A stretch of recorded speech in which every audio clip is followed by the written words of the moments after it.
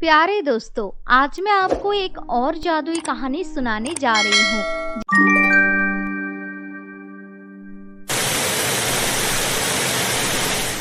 Gandhi colony में पूजा अपनी माँ सपना और अपने पिता सुनील के साथ रहा करती थी।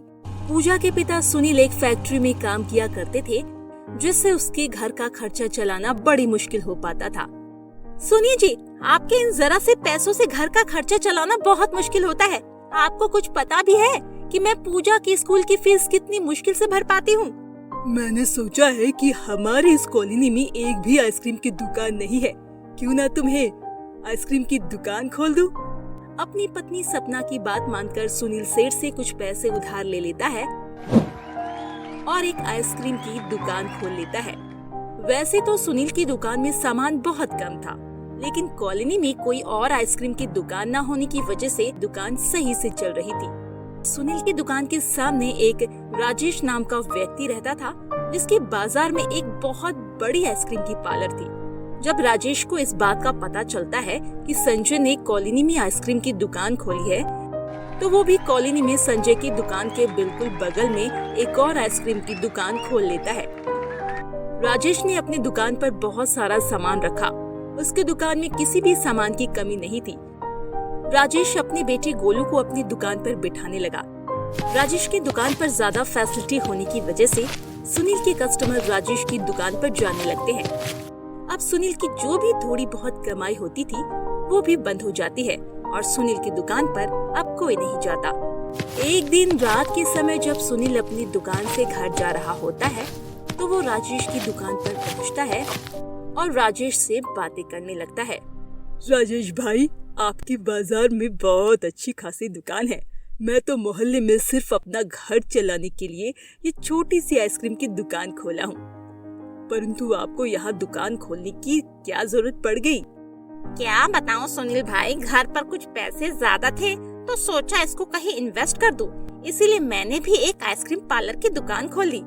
अगर तुमको अपनी दुकान अच्छे से चलानी है तो तुम अपनी दुकान पर अच्छे से पैसा भी लगाओ, लेकिन मैं अपनी दुकान बंद नहीं कर सकता। ये सब सुनकर सुनील अपना उदास मुंह लेकर अपने घर चला जाता है। घर जाकर सुनील अपनी पत्नी सपना और अपनी बेटी पूजा से कहता है, सपना बेटी, दुकान पर जो भी आइसक्रीम बचा है, कल से तुम दोनों माँ बेटी मिलकर उस सामान को बेचना। मैं कल से वापस अपनी नौकरी पर जाऊंगा। और अगले दिन पूजा अपनी आइसक्रीम की दुकान पर जाती है और सुनील वापस अपनी नौकरी पर फैक्ट्री चला जाता है। पूजा देखती है कि गोलू अपनी दुकान पर औने पौने दाम लगा रहा है और लोग भी मजबूरी में आकर गोलू की दुकान से सामान खरीद रहे हैं। तभी पूजा सोचती है, हे भगवान, अगर हमारी दुकान में भी तरह तरह की आइसक्रीम होती तो ये गोलू ग्राहकों का फायदा कभी नहीं उठा पाता। तभी एक परी एक गरीब कुम्हार का वेश बनाकर गोलू की दुकान पर जाती है।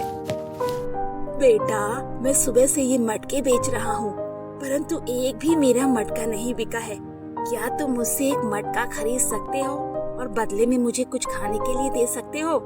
नहीं, मुझे कोई मटका नहीं चाहिए। अगर आपके पास पैसे हो तो यहाँ से कुछ खरीद सकते हो, नहीं तो यहाँ से रफा दफा हो जाओ। ये सब सुनकर परी के वेश में कुमार वहाँ से चला जाता है और चलकर पूजा की दुकान पर पहुँचता है। बेटी, क्या तुम मुझसे एक मटका लेकर मुझे खाने के लिए कुछ दे सकती हो? मैंने सुबह से कुछ भी नहीं खाया है और मुझे बहुत जोरों की भूख लगी है। काका, मुझे आपका मटका तो नहीं चाहिए, लेकिन मैं आपको खाने के लिए कुछ दे सकती हूँ। बेटी, परंतु मेरे पास पैसे नहीं हैं। कोई बात नहीं काका, मैं आपको भूखा नहीं जाने दूंगी। इतना कहकर उस आदमी को अपने टिफिन में से एक ब्रेड देती है और एक दूध का पैकेट एक बर्तन में पलट कर दे देती है। कुम्हार दूध ब्रेड खाकर अपनी भूख शांत कर लेता है। ये सब देखकर दिल को बहुत राहत महसूस होती है। बेटी, तुम एक बहुत ही दरिया दिल और नेक दिल इंसान हो। तुम्हें तुम्हारी इस दरिया दिली का इनाम जरूर मिलेगा। इतना कहकर कुमार पूजा को अपनी टोकरी में से एक मटका दे देता है। बेटी, तुम इस मटके को अपने पास रात भर रख सो जाना। अगली सुबह ये मटका तुम्हें अपना जादू दिखाएगा। इतना कहकर कुमार उसकी दुकान से गायब हो जाता है। ये सब देखकर पूजा हैरान रह जाती है और फिर जल्दी से दुकान बंद करके पूजा अपने घर चली जाती है। पूजा को कुम्हार की सभी बातें याद आती है। पूजा उस मटके को अपने पास रखकर सो जाती है। अगली सुबह जब उसकी नींद खुलती है तो वो देखती है कि वो मटका तो सोने के सिक्कों से भरा हुआ है। ये देखकर पूजा की आंखें फटी की फटी रह जाती है, क्योंकि पूजा ने आज तक इतने सारे सोने के सिक्के नहीं देखे थे। पूजा सिक्के उठाकर अपनी माँ सपना और अपने पिता सुनील को दिखाती है। पूजा के पिता सुनील बाजार जाकर सोने के सिक्के बेच देते हैं और सिक्के बेचकर सुनील को जो भी पैसे मिलते हैं वो उन पैसों से अपनी दुकान में ढेर सारा और भी कई तरह के फ्लेवर आइसक्रीम भरवा लेता है। सुनील का व्यवहार बहुत ही अच्छा था और सुनील की दुकान में इतना सारा सामान देखकर अब सारे ग्राहक सुनील की दुकान से ही सामान खरीदने लगते हैं। इसके चलते राजेश की दुकान ठप हो जाती है। आज रात में ये सब पता लगा कर रहूंगा कि ये आखिर सुनील के पास इतने पैसे कहाँ से आ रहे हैं। राजेश रात के समय सुनील के घर के आसपास मंडराने लगता है और खिड़की से झांकने लगता है। पिताजी, बहुत दिन हो गए हैं, अगर आपको पैसों की जरूरत हो तो हम उस मटके से सोने के सिक्के निकाल सकते हैं। हाँ बेटी, दुकान में सामान भी खत्म हो रहा है जो हमें वापस भरना भी है और गरीबों के लिए भंडारा भी कराना है। तुम एक काम करो, उस मटके से सिक्के निकाल लो। पूजा अपने कमरे में जाती है और अपने कमरे में से वो मटका ले आती है। वो मटका पूरी तरह से सोने से भरा हुआ था। ये देख राजेश सब समझ जाता है। अच्छा, तो इसका ये राज है। ये पूजा इस मटके में जो सोने के सिक्के निकालती है। तभी सोचो इन लोगों के पास इतने सारे पैसे कहाँ से आ रहे हैं।